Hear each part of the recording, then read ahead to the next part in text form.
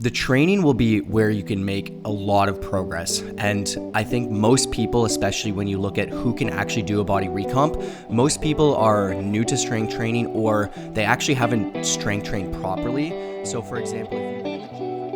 How can I lose fat and gain muscle at the same time?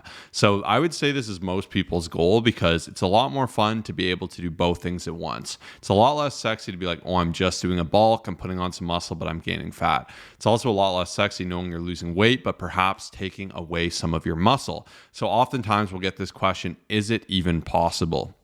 And the jury was out on this one for a while. A lot of people seem to think you needed to be in one phase or the other, but this just is plain not true. You can absolutely do both at the same time, although it does require a little bit more control for a lot of your factors. So when you're wanting to do both, it really depends at your starting point. So this is something we often deem a body recomposition. So if you're someone who is ultra skinny, this wouldn't really apply to you because you'd probably just want to bulk, put on some size, maybe you'd want to maintain your leanness. But if you're in that position where maybe you have a little bit more fat than you'd like on your stomach, extra fat around your back, on your legs, and you don't show as much muscle, maybe even you're as far as to say that you're skinny fat, this is a great opportunity for you. So what you're actually going to want to do is be in a deficit or just below maintenance, which is still a deficit, but you don't want to be in a heightened deficit. So you don't want to be losing a ton of weight. You want to be losing a very moderate amount of weight, maybe 0.25 upwards to about a pound a week at most. And within this, you're going to want to increase your training intensity and or volume. And this can be done by either doing a better routine, spending more time in the gym, increasing the amount and frequency you do. So if you're normally doing about 16 sets of volume, you could bump this up to 18. If you're only going 4 times, you can improve frequency by going 5 times. There are a lot of different ways you can manipulate this where you can actually shock your muscles beyond that dedicated routine and actually produce more muscular growth. And now you're going to put on less muscle than you would if you were in a surplus, but you can still absolutely put on muscle. And you will find that this effect is most pronounced if you are more of a newbie lifter. For how long I've been lifting, I will get a lot more reward from doing a dedicated cut or bulking phase. But I would say for 90% of people who are listening to this podcast, you'll have no issue at all doing this. And what tips do you have, Kyle, to make this happen? Yeah, I'm going to have to start off by just saying you want to be as consistent as possible. So I'd say most people who are looking to do a body recomp, they end up flip-flopping a lot. So one week they're cutting, the next week they maybe feel a little bit skinny. So then they start to kind of eat a little bit more. And then sometimes they feel a little bit fluffy and then they decrease. So you just have to really trust the process and stick with it. Now, the biggest thing I'm going to have to say on this whole approach is it is a very finicky process. So it's very, very challenging, especially when you're doing it by yourself. And the main reason is because, as I was just talking about what people do, it can be emotionally challenging. So if you just fully commit to a shred and you're like, I'm going to lose 20 pounds and you start to see the weight go down, you start to see progress, okay, hey, it's working. And same with the bulking phase, it can be the same. Whereas the body recomp, we have to look at a lot of different things such as measurements. So as your coach, we take a full deep dive to see how your measurements are, how your overall training volume would be, how your photos are, how the scale's looking, and just a couple other metrics as well. Doesn't take much time on your end. We just do all the hard work behind the scenes. So I would really say that get some solid support on your side. I know it sounds like a simple tip, but I see most people who say, hey, I'm looking to lose fat and build muscle. When we check in with them and they try on their own, they end up struggling and failing. And that's going to be one of my most important tips. But past that, it's just the training will be where you can make a lot of progress. And I think most people, especially when you look at who can actually do a body recomp, most people are new to strength training or they actually haven't strength trained properly. So for example, if you've been in the gym for years, on and off, maybe not doing compounds, maybe not pushing intensity, this is a great tool for you to utilize because you haven't been doing things properly. And when you start to, you can see some incredible progress.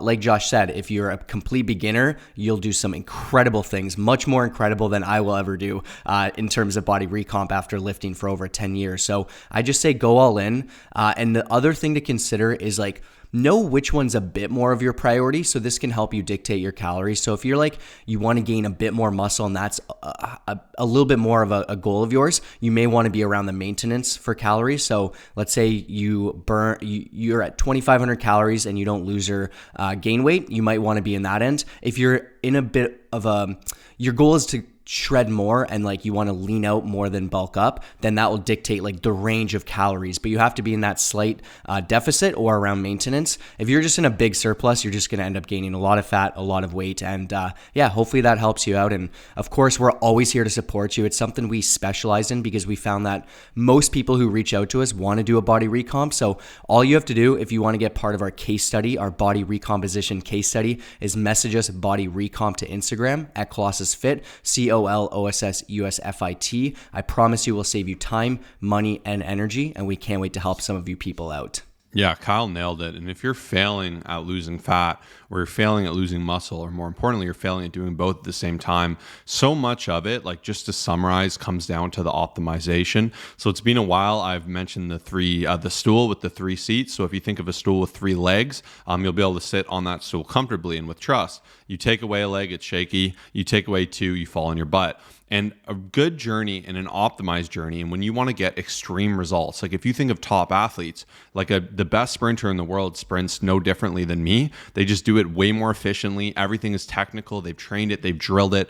Everything they do is optimized towards it, and that's what makes them elite. So if you want elite results, you need to have elite actions, and your actions truly need to reflect that. So you need to remove things like those unnecessary days where you just eat garbage, those days where maybe, or those weeks where you don't get in the gym very often. You need to become hyper consistent, and then you also need to do things more intelligently. I know people that are doing everything right, consistency's there, but their program just frankly sucks. Their intensity sucks. They're doing all the wrong exercises. They're approaching nutrition all wrong, and they end up like losing muscle and not actually losing any fat. And they just end up in this weird spot where they're really de-optimized from an effective routine. And like our entire coaching encompasses around building you a better nutrition plan so you can have your favorite foods and enjoy them, understanding macronutrients and how they affect you, progressively making changes to make sure you're on path to your journey and you're not dying of starvation. Then routine-wise, like I said, managing volume, making sure your routine is periodized, making sure we're achieving appropriate hypertrophy and we're reflecting what your physique needs. Every person is different.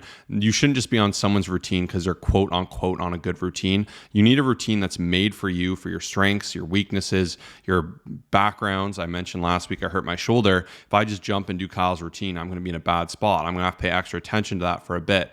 And phasing of your journey is very much like this. You need to identify like, what do I need to focus in on? And that's why in a coaching basis, we break it down, usually programming into 3-month blocks. We'll break down nutrition programming into week-to-week blocks. And then constantly as your coach will monitor these things day after day. And then of course you need to see them through and be consistent to get that result. So that ultimately is what it comes down to if you're looking to do both at the same time. And I find a big barrier as well when people are dieting is strength-based. So a lot of people when they're dieting, they just expect to get weaker. And this becomes a self-fulfilling prophecy. So this is something you want to avoid. We actually did a YouTube series a while back called Shredded Strength, where we actually proved we could get really lean, shred a ton of fat, get stronger than ever, and compete in a powerlifting competition to show it. But I have clients and I know people that will say, I'm cutting and I'm losing all my strength. And I'm like, challenge that mindset. In your head, say, no, I refuse to gain strength. I'm going to maintain it or gain more. Keep that mindset, have that intention, really drive forward with intention, focus, and purpose, and those results will come.